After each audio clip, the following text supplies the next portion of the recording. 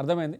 కానీ శర్మ గారు మీరు చెప్పిన పీఠాలు కావచ్చు, అంటే పీఠాధిపతులు ఎవరైతే ఉన్నారో వాళ్ళు నియమ నిబంధనలతోటి జిహ్ల చాపల్యాన్ని కూడా త్యజించేసి నిత్యం స్వామి పూజలో ఉండి తర్వాత ధర్మ పరిరక్షణ కోసం మాత్రమే బయటికి రావాల్సిన స్వామీజీ అనేది పీఠం అనేది నిజంగా చాలా పవిత్రమైన సత్కార్యం అది. అలాంటి క్రమంలో మరి స్వామీజీ ఇక్కడ ఏమైతే మన తెలంగాణ ప్రభుత్వం ఏమైతే ఉందో అక్కడ 2 ఎకరాల పొలం ఇవ్వడము, దాంట్లో ఆయన ఆధ్యాత్మిక కార్యక్రమాలు చేస్తా అని చెప్పేసి అంటాం. కానీ ఇప్పుడు చూస్తే భారీ బిల్డింగ్లు ఉన్నాయి. మరి దీన్ని ఏ రకంగా చూస్తాము? మరి దీని మీద ఇప్పుడున్న రేవంత్ రెడ్డి ప్రభుత్వం ఏమైతే ఉందో నిక్కచ్చిగా తర్వాత నిజాయితీగా ఉన్న ప్రభుత్వం అనేది ఆయన వచ్చినప్పటి నుంచి ఆయన ఇచ్చిన ఏమైతే పథకాలు ఏమైతే ఉన్నాయో అవి అవలంబించడంలో కావచ్చు, నిజాయితీగా అక్రమాలకు పాల్పడ్డ వారి మీద ఆయన పోలీసులకు ఇచ్చిన, అంటే ఒక పోలీస్ ఆఫీసర్ ఒక ఇన్వెస్టిగేషన్ చేయాలంటే ఫ్రీడమ్ ఇవ్వాలి. చట్టం ఏం చెప్తుందో చట్ట పరిధిలో పోలీసులకు ఫ్రీడమ్ ఇస్తే ఏం జరుగుతుందన్నది తెలంగాణ ప్రభుత్వంలో జరుగుతున్న ఈ మధ్య ఫోన్ ట్యాపింగ్ కేసు కావచ్చు, ఏసీబీ రైడ్తో మనకు అర్థమవుతోంది. మరి ఇలాంటి సమయంలో మరి 2 ఎకరాల్లో ఉన్న భారీ భవనాలు ఎలా వచ్చాయి ఆయనకి? అంటే జనరల్గా పీఠం అంటే పబ్లిక్ నుంచి వచ్చే ఫండ్స్ ఉంటాయి. మరి ప్రభుత్వాలు ల్యాండ్ ఇవ్వాల్సిన అవసరం ఏంది? ఇచ్చిన ల్యాండ్ దేనికోసము అని ప్రభుత్వం ఇచ్చింది. మరి ఇప్పుడు బిల్డింగ్లు కట్టడానికి కారణం ఏంటి? అసలు ఓవరాల్గా చూస్తే ఈ పీఠం వెనుక ఉన్న రహస్యాలపై మీకు సమాచారం చెప్పే ప్రయత్నం చేయండి శర్మ గారు. తప్పకుండా అండి, మీరు మంచి విశ్లేషణ చేసి అడిగారు. కేసీఆర్ గారికి అధికారంలోకి రావాలని రాజశ్యామల యాగం చేశారని చెప్పాడు.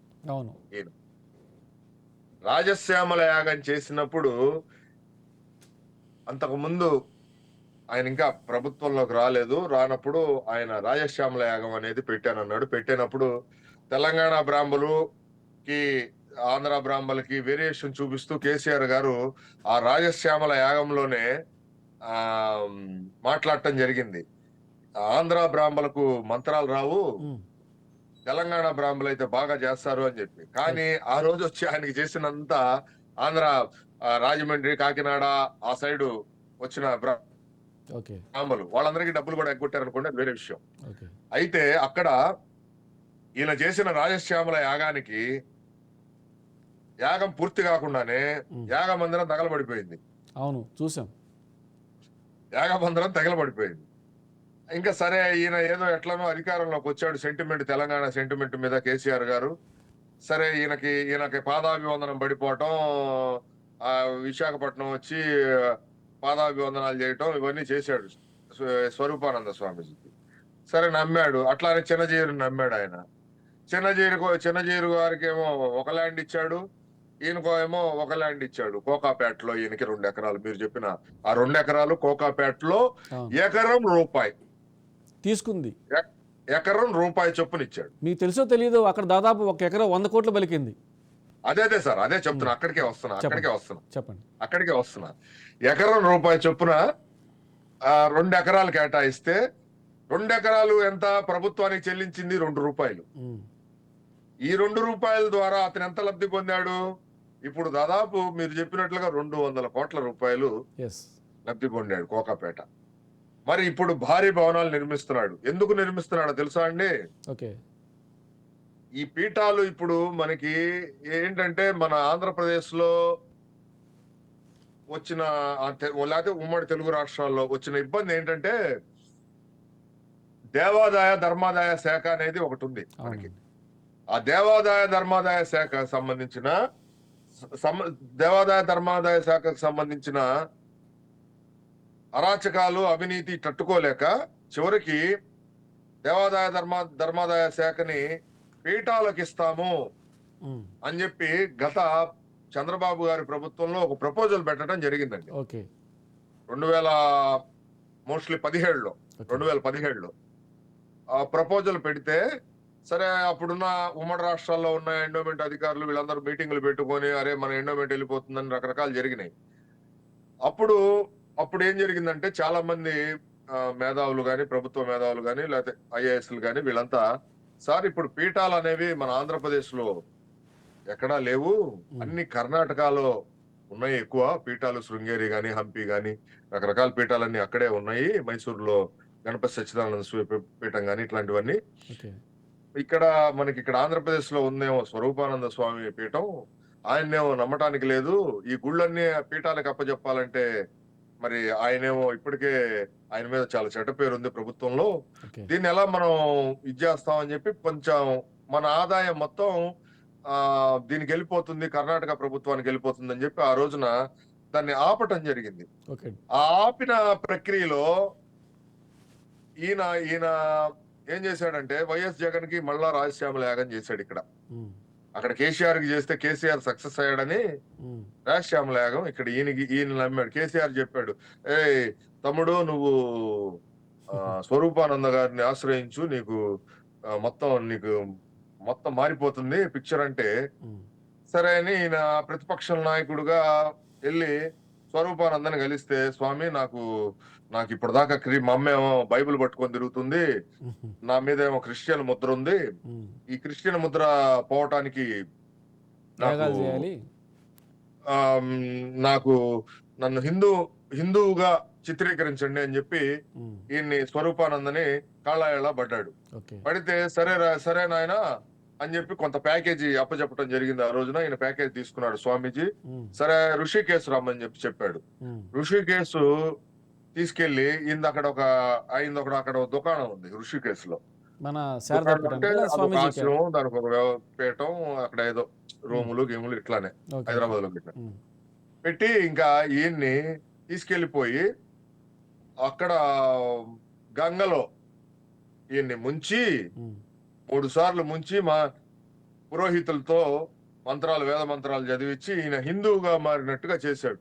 ఓకే. ఆ హిందువుగా మారేటప్పుడు వీడియో విజువల్స్ మీరు ప్లే చేస్తే ప్లే చేయొచ్చు, ఓకే. మీ దగ్గర ఉండొచ్చు. సిలువ ఉంటుంది మెడలో, చైన్ లో సిలువ ఉంటుంది. ఉమ్. సిలువ తీసి అతను హిందువుగా మారలా, సిలువతోనే హిందూ అని ఊరికినే ఎలక్షన్ కోసం ట్రెండ్ సృష్టించాడు ప్రూవ్ అన్నమాట. చేసుకునే ప్రయత్నం చేశాడు. హిందూ ఓట్ల బ్యాంకు చేయటం కోసం. ఓకే.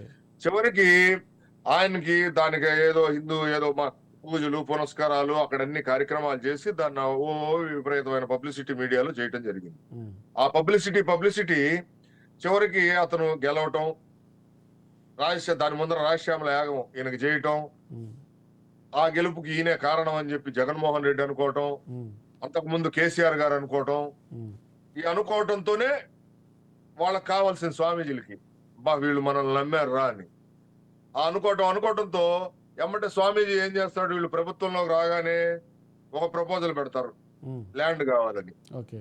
ఉన్న ల్యాండ్ తో అనుభవించటం చేత కాదు కానీ ఉమ్. ఇంకా కొత్త ల్యాండ్లు అంటే అవును.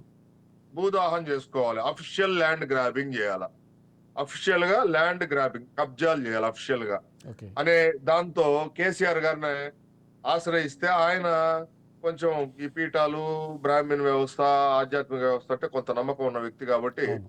ఆయన 2 ఎకరాలు ఇచ్చాడు. ఇప్పుడు ఆ 2 ఎకరాల్లో ఆ 200 కోట్ల రూపాయల భూమి ఉన్న వాల్యూలో రకరకాల బిల్డింగ్లు కడతారు. ఎందుకు కడుతున్నారు, అందులో ఏం చేస్తాడో తెలియదు.